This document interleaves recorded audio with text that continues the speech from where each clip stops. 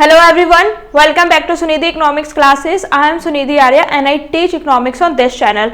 फिलहाल मैंने इकोनोमेट्रिक्स को शुरू किया हुआ है और इकोनोमेट्रिक्स के अंदर मैं अभी तक आपको linear regression models, multiple regression models और कोफिशिएंट ऑफ डिटर्मिनेशन पढ़ा चुकी हूँ।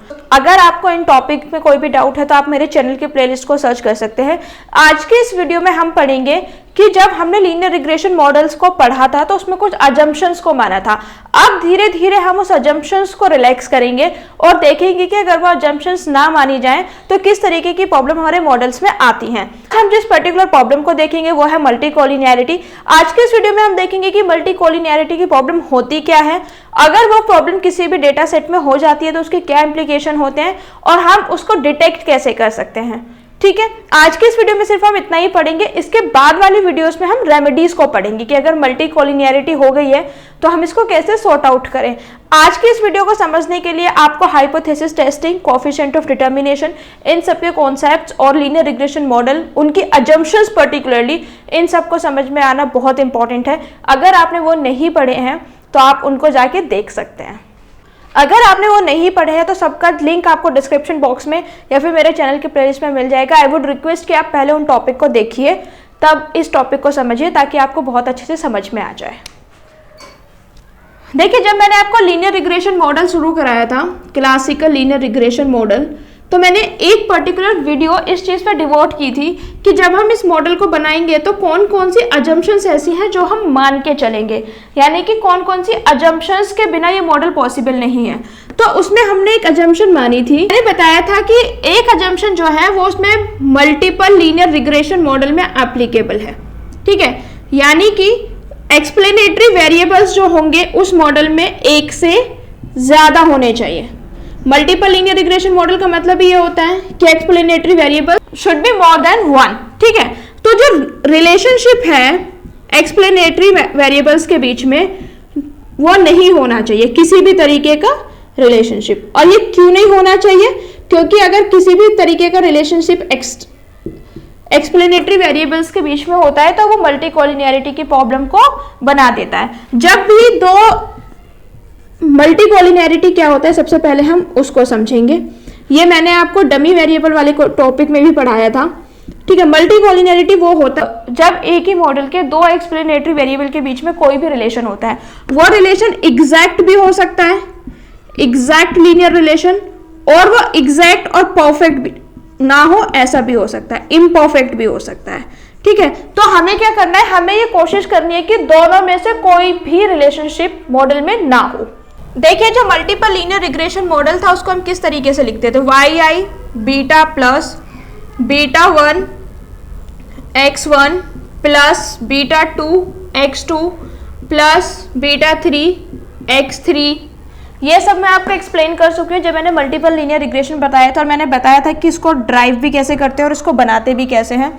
ठीक है, तो मल्टी कोलिनियरिटी का क्या मतलब है, अगर इन तीनों में या तो ऑल एक्सप्लेनेटरी वेरिएबल्स या फिर सम एक्सप्लेनेटरी वेरिएबल्स, या तो दोनों के बीच में कोई एक रिलेशन आ जाए, या तो x1 और x2 के बीच में कोई रिलेशन हो, या फिर x1, x2 और x3, इन तीनों के बीच में जब भी कोई परफेक्ट रिलेशनशिप आएगा तो हम उसको क्या बोलेंगे, मल्टी कोलिनियरिटी बोलेंगे। ठीक है, अगर मैं इसको समझाना चाहूँ तो मैं इसको एक तरीके से और समझा सकती हूँ। जब हमने लीनियर अलजेब्रा की नॉलेज होना जरूरी है, जब हम उसमें वेक्टर लीनियर अलजेब्रा पढ़ते हैं तो हम जब आइगन वैल्यू निकालते हैं, ठीक है, आइगन वैल्यूज जब हम निकालते हैं तो उसमें देखते हैं कि जो लीनियर कॉम्बिनेशन होता है, आइगन वैल्यू निकालने के लिए हम क्या करते हैं, किसी भी एक वेरिएबल को लीनियर कॉम्बिनेशन शो करते हैं बाकी सब वेरिएबल्स का, 3y + 2। ठीक है, तो हमने इसमें क्या किया है, हमने ये बताया है कि जो x और y है उसमें लीनियर कॉम्बिनेशन के थ्रू हम शो कर सकते हैं।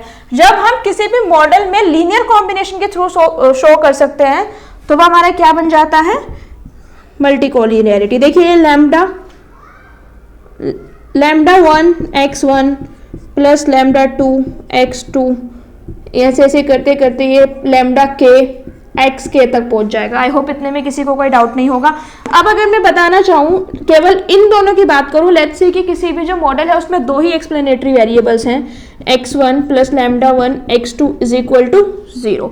अब अगर मैं x1 की वैल्यू निकालना चाहूँ तो कैसे निकाल सकती हूँ? Lambda x1 is equal to minus lambda 1 x2, x1 is equal to minus lambda, ये सॉरी यहाँ पे लैम्डा 2 है, minus lambda 2 upon lambda 1 x1। देखिए x1 जो है वो मैं x2 के फॉर्म में भी डिनोट कर सकती हूँ, यानी कि ये लीनियर कॉम्बिनेशन है। जब भी कभी लीनियर कॉम्बिनेशन बन जाएगा तो मल्टीकोलिनियरिटी की प्रॉब्लम खुद पे खुद खड़ी हो जाएगी। अब हमें समझना है कि जो मल्टीकोलिनियरिटी की प्रॉब्लम है वो किस तरीके की होती है, और अगर मल्टीकोलिनियरिटी किसी भी डेटा सेट में आ जाएगी तो उससे क्या प्रॉब्लम हो सकती है। ठीक है, मैं यहाँ पे लिखती हूँ कि मल्टीकोलिनियरिटी, ठीक है, ये है मल्टीकोलिनियरिटी। मल्टीकोलिनियरिटी जो होती है वो दो तरीके की हो सकती है, एक हो सकती है परफेक्ट, एक होती है इम्परफेक्ट। ठीक है, जो परफेक्ट मल्टीकोलिनियरिटी होती है उसमें क्या होता है, ये एग्जैक्ट लीनियर रिलेशनशिप बनता है। ठीक है, क्या बनता है? Exact linear relationship. ठीक है, और जो इम्परफेक्ट होती है उसमें एग्जैक्ट रिलेशनशिप नहीं बनता है, नो एग्जैक्ट रिलेशनशिप। देखिए अब हमें समझना है कि किस तरीके से जो परफेक्ट और इम्परफेक्ट मल्टीकोलिनियरिटी है वो इफेक्ट करेगी। ठीक है, जब एग्जैक्ट रिलेशनशिप आएगी तो जो रिग्रेशन कोफिशिएंट्स हैं, रिग्रेशन कोफिशिएंट हमारे क्या हो जाएंगे? इनडिटर्मिनेंट हो जाएंगे। ठीक है, इनडिटर्मिनेंट का क्या मतलब है? हम बीटा 1, बीटा 2, बीटा 3 इनकी वैल्यूज को नहीं निकाल पाएंगे। मैं अभी इसको एग्जांपल के साथ एक्सप्लेन करके भी बताऊंगी। रिग्रेशन कोफिशिएंट इनडिटर्मिनेट हो जाएंगे, और जो दूसरी प्रॉब्लम होगी वो हमारी होगी कि स्टैंडर्ड एरर्स जो हैं वो इनफाइनाइट हो जाएंगे। ठीक है, अगर इम्परफेक्ट मल्टीकोलिनियरिटी है तो हम क्या करेंगे? तो क्या इसके इंप्लीकेशन होंगे? रिग्रेशन कोफिशिएंट बहुत बड़े आएंगे। ठीक है, regression coefficient would be large, और उसका दूसरा इंप्लीकेशन क्या होगा? लार्ज स्टैंडर्ड एरर भी होंगे, large standard error. I hope आपको समझ में आ गया होगा मैं क्या कहना चाह रही हूँ। मल्टीकोलिनियरिटी दो तरीके की हो सकती है, परफेक्ट और इम्परफेक्ट। जब परफेक्ट मल्टीकोलिनियरिटी आएगी तो उसमें एग्जैक्ट रिलेशनशिप आएगी, और जो इम्परफेक्ट है उसमें एग्जैक्ट रिलेशनशिप नहीं आएगी, क्योंकि एग्जैक्ट रिलेशनशिप है तो हम रिग्रेशन कोफिशिएंट को डिटरमिन नहीं कर पाएंगे और उसका स्टैंडर्ड एरर जो है वो इनफाइनाइट हो जाएगा। क्योंकि इम्परफेक्ट रिलेशनशिप है तो हम रिग्रेशन कोफिशिएंट को डिटरमाइन कर सकते हैं, और डिटरमाइन करने के बाद जो है वो स्टैंडर्ड एरर हमारा बड़ा हो जाएगा, लेकिन हम उसमें डिटरमिन कर पाएंगे। अब हमें समझना है कि जो परफेक्ट मल्टीकोलिनियरिटी है वो होती किस तरीके से है। ठीक है, अब हम इसको एक मॉडल की फॉर्म में कन्वर्ट करते हैं। हम ये देखना चाहते हैं कि जो हमारी कंजम्पशन है वो इनकम और वेल्थ दोनों पे डिपेंड करती है। तो इस तरीके इसका जब हम मॉडल बनाना चाहेंगे तो वो किस तरीके से बनेगा? Y I is equal to beta naught plus beta 1 y1, यहाँ पे सॉरी y1 नहीं ci आएगा क्योंकि हम कंजम्पशन पे इम्पैक्ट देख रहे हैं, प्लस बीटा 2 wi। ये हमारा मॉडल बन गया। देखिए कंजम्पशन हमारा किस चीज पे डिपेंड कर रहा है? इनकम पे डिपेंड कर रहा है और वेल्थ पे डिपेंड कर रहा है।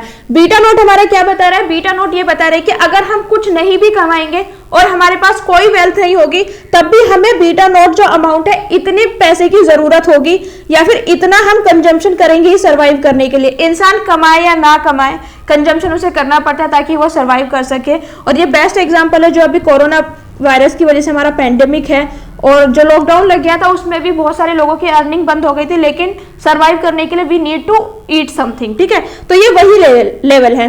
बीटा 1 और y1 क्या है? बीटा 1 y1 हमें ये दिखा रहा है कि 1 यूनिट अगर हमारी इनकम चेंज होगी तो उसका कंजम्पशन पे कितना इंपैक्ट करेगा, ये हमारा बीटा 1 बना रहा है।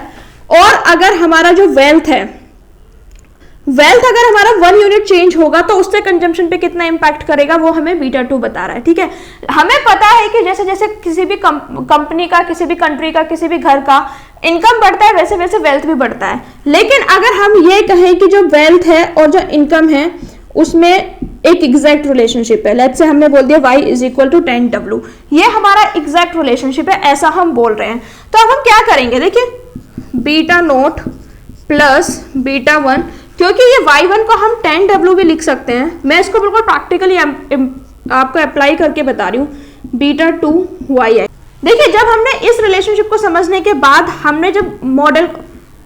हमने जब y is equal to 10W की वैल्यू को सब्स्टिट्यूट किया तो हमारा जो मॉडल है वो रिड्यूस्ड हो गया। रिड्यूस होने का क्या मतलब है कि अब केवल इसमें एक ही है, केवल वेल्थ का ही इम्पैक्ट हम पता कर पा रहे हैं क्योंकि एग्जैक्ट रिलेशनशिप हमारा आ गया है। इसकी वजह से क्या होता है, हमारा जो पूरा पर्पस था स्टडी का वो डिफीट हो जाता है। हम क्या पता करना चाह रहे थे, हम ये पता करना चाह रहे थे कि इनकम और वेल्थ से कितना इम्पैक्ट कंजम्पशन पे पड़ता है, लेकिन क्योंकि एक एग्जैक्ट रिलेशनशिप आ गया है तो अब हम नहीं पता कर पाएंगे। यही सबसे बड़ा इंप्लीकेशन है जो मैंने आपको बताया था कि जो रिग्रेशन कोफिशिएंट है वो इनडिटर्मिनेट रह जाते हैं। अगर ये एग्जैक्ट रिलेशनशिप नहीं रहती है तो रिग्रेशन कोफिशिएंट को हम डिटरमिन कर सकते हैं। स्टैंडर्ड एरर इनफाइनाइट और लार्ज, आई होप इतना समझ में आ गया होगा। अब हमें ये समझना है कि किसी भी डेटा में मल्टीकोलिनियरिटी है या नहीं है, उसको कैसे चेक करेंगे, यानी कि अब हम देखेंगे कि डिटेक्शन कैसे करें मल्टीकोलिनियरिटी का। देखिए सबसे पहले तो हमें ये समझने वाली बात है कि जो मल्टीकोलिनियरिटी होती है वो हर डेटा सेट में होती है, प्रेजेंट होने वाली बात नहीं है। इट्स जस्ट दैट की डिग्री अगर बहुत ज्यादा अमाउंट में प्रेजेंट है तो ये हमारे लिए प्रॉब्लम वाली बात होती है। अगर ये कम अमाउंट में प्रेजेंट है, जो कि जनरली होती है, ये हर डेटा सेट में मिलती है, हम इस प्रॉब्लम को अवॉइड नहीं कर सकते हैं। तो हमें पता लगाना है कि किस तरीके से हम पता कर सकते हैं। इसका कोई भी फॉर्मल टेस्ट नहीं है, जैसे कि ऑटो कोरिलेशन, हेटेरोस्केडास्टिसिटी, इन सब का एक पर्टिकुलर टेस्ट है कि हम इन टेस्ट को अप्लाई करके डिटेक्ट कर सकते हैं। इसका कोई टेस्ट नहीं है, इसमें सब इनफॉर्मल रूल है। तो सबसे पहला रूल क्या है, high R square but low T test statistics.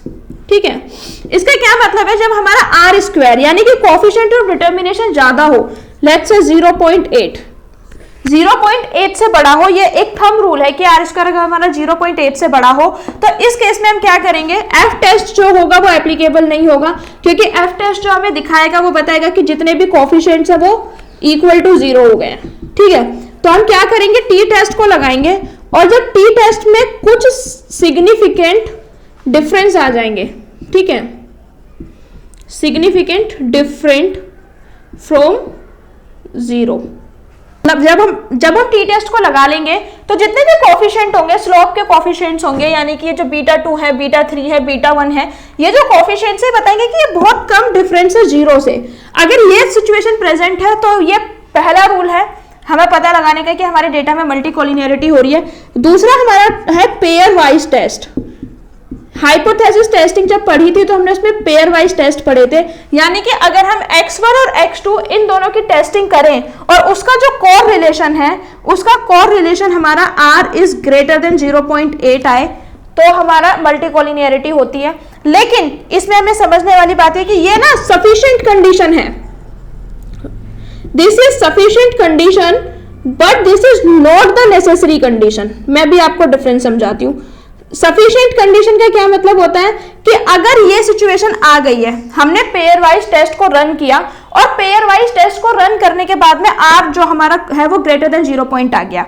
Pair wise correlation निकालने के बाद में किसमें निकालना है, जो एक्सप्लेनेटरी वेरिएबल्स है x1 x2 x3, ठीक है, ये हमारा निकल के आ गया।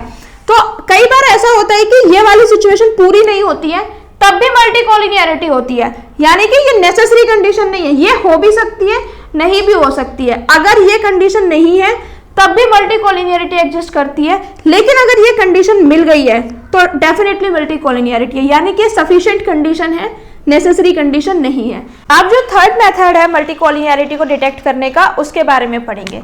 उसको जो हम जानते हैं वो जानते हैं ऑक्सिलरी रिग्रेशन के नाम से, ऑक्सिलरी रिग्रेशन। ठीक है, ऑक्सिलरी रिग्रेशन में ऑक्सिलरी का क्या मतलब होता है, वर्ड है, इसका लिटरल मीनिंग होता है सपोर्टिंग। ठीक है, तो जो हमारा सपोर्ट करने वाला रिग्रेशन होगा उसके बिहाफ पे करेंगे। अब ये करना कैसे है वो मैं आपको समझाती हूँ। हमारा जो मॉडल था वो था yi plus beta 1 x1 plus beta 2 x2 plus beta 3 x3, ये हमारा मॉडल था। मल्टीकोलिनियरिटी जो होती है वो होती है दो एक्सप्लेनेटरी वेरिएबल के बीच में, यानी कि x1, x2 और x3, इन तीनों के बीच में क्या हो सकती है हमारी मल्टीकोलिनियरिटी। अगर इन तीनों के बीच में कोई भी रिलेशन आएगा, एग्जैक्ट रिलेशनशिप आएगा, तो क्या होता है हमारा मल्टीकोलिनियरिटी होती। अगर इन तीनों के बीच में एग्जैक्ट या फिर इनएग्जैक्ट रिलेशनशिप आएगा तो क्या होती है, मल्टी कोलिनियरिटी। अब हम क्या करते हैं, हम कोएफिशिएंट ऑफ डिटर्मिनेशन को कैलकुलेट करते हैं, लेकिन उसको क्या नाम देते हैं, आर आई का स्क्वायर। ठीक है, इसमें हमें क्या करना होता है, इन दोनों के बीच का कोएफिशिएंट ऑफ डिटर्मिनेशन, यानी कि अगर हमें लग रहा है x4 और x2 के बीच में मल्टी कोलिनियरिटी हो सकती है, तो हम इन दोनों के बीच का कोएफिशिएंट ऑफ डिटर्मिनेशन निकालेंगे नॉर्मल वाले फॉर्मूले से, जो आर स्क्वायर का फॉर्मूला था उससे। अब दो कंडीशन होंगी, ठीक है, ये जो हमारा आर स्क्वायर है, ये जो हमारा आर आई स्क्वायर निकल के आएगा, यानी कि जो ऑक्सिलरी निकल के आएगा, इसका हम दो तरीके से यूज कर सकते हैं। पहले तो हम कर सकते हैं क्लाइंस रूल ऑफ थंब। ठीक है, क्लाइंस रूल ऑफ थंब में क्या है कि अगर ये जो हमारा ऑक्सिलरी आर आई स्क्वायर है ये ओवरऑल आर स्क्वायर से कम है तो मल्टी कोलिनियरिटी नहीं है, हम उसमें मल्टी कोलिनियरिटी को नहीं मान सकते। यानी कि जो ओवरऑल आर स्क्वायर है और जो हमने ऑक्सिलरी आर आई स्क्वायर निकाला है, वो उनके बीच में ये रिलेशनशिप है। मल्टी कोलिनियरिटी केवल तभी हो सकती है जब ऑक्सिलरी रिग्रेशन है, यानी कि जो आर आई स्क्वायर है ये ग्रेटर देन हो overall coefficient of determination square के, यानी कि आर स्क्वायर से ज्यादा होगा तो यस, और अगर इससे कम होगा तो नो मल्टी कोलिनियरिटी। दूसरा क्या तरीका है, दूसरे तरीके में हम क्या करते हैं, एफ टेस्ट को लगाते हैं। और एफ टेस्ट को जब मैं लगाने के लिए बोल रही हूँ तो इसका क्या मतलब है, इसका मतलब है जिस तरीके से हमने हाइपोथेसिस टेस्टिंग को किया था उसी तरीके से अब हम एफ टेस्ट को लगाएंगे, लेकिन उसमें फॉर्मूला क्या होगा, F is equal to R I square upon K minus 2 upon 1 minus R I square upon N minus K plus 1। इसमें डिग्री ऑफ फ्रीडम जो है वो किस तरीके से कैलकुलेट होंगी, जब भी आप टेस्ट को कैलकुलेट करते हैं तो मैंने उसमें बताया था कि उसमें हमें 2 डिग्री ऑफ फ्रीडम की जरूरत होती है।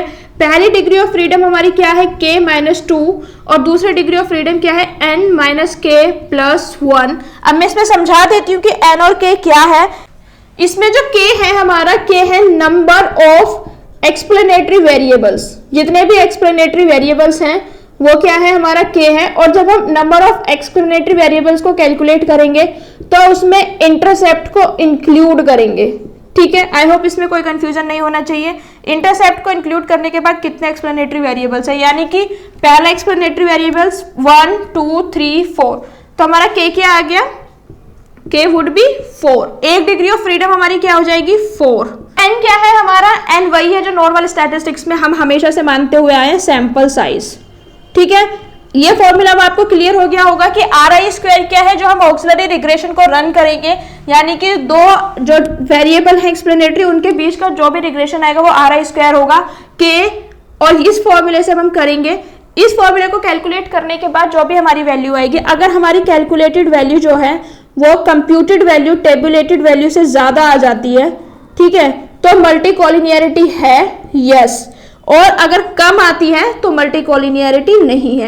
इस तरीके से भी हम पता लगा सकते हैं कि हमारा जो डेटा है उसमें मल्टी कोलिनियरिटी है या नहीं है। That's it for today's videos guys. आज की इस वीडियो में मैंने आपको सिर्फ इतना बताया कि मल्टी कोलिनियरिटी होती क्या है, मल्टी कोलिनियरिटी के इम्प्लीकेशंस क्या होते हैं, और उसके बाद में मैंने बताया कि अगर मल्टी कोलिनियरिटी किसी भी डेटा में होती है तो उसके क्या क्या इम्पैक्ट हो, तो उसको हम किस तरीके से डिटेक्ट कर सकते हैं। इसके नेक्स्ट वाली वीडियोस में हम रेमेडीज को पढ़ेंगे, और अगर आपको इस वीडियो में कोई भी डाउट है तो आप मुझे कमेंट सेक्शन में बता सकते हैं, मैं कोशिश करूंगी कि आपके डाउट को क्लियर कर दूं। If you like my video please like it, share it with your friends and subscribe to the channel.